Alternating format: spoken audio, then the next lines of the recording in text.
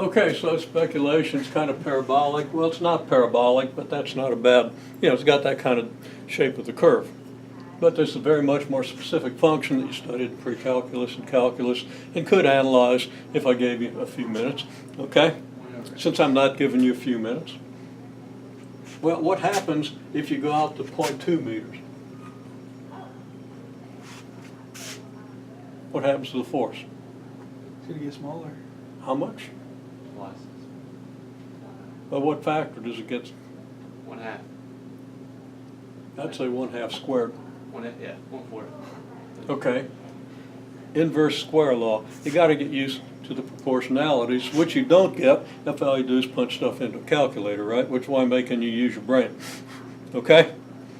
Gets 1/4 is great. Well, we can represent that in the graph without having to do a calculation, can't we? We go halfway, and then we go halfway again, and we're here. So you're not going to get a parabola that fits those 3 points, at least not a sensible parabola. You can always fit a parabola to 3 points as long as the x coordinates are different, right? Okay? Anyhow, okay, well, what's another point that we could easily then estimate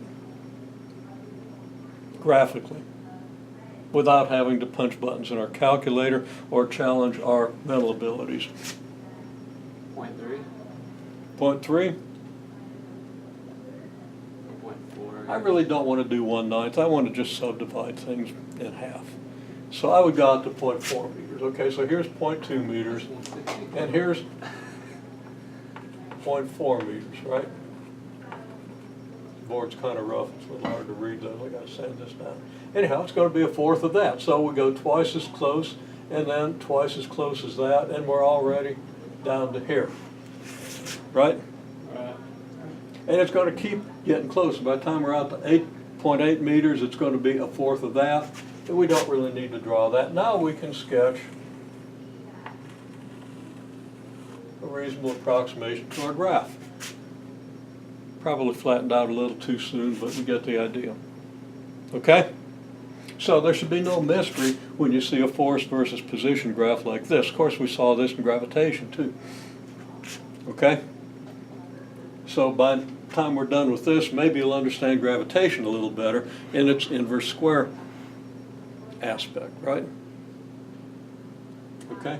Same exact situation. Except, of course, in gravitation, the force is a force of attraction, and since we have 2 positive charges, this is a force of repulsion, right? But the magnitude of the force is still the same.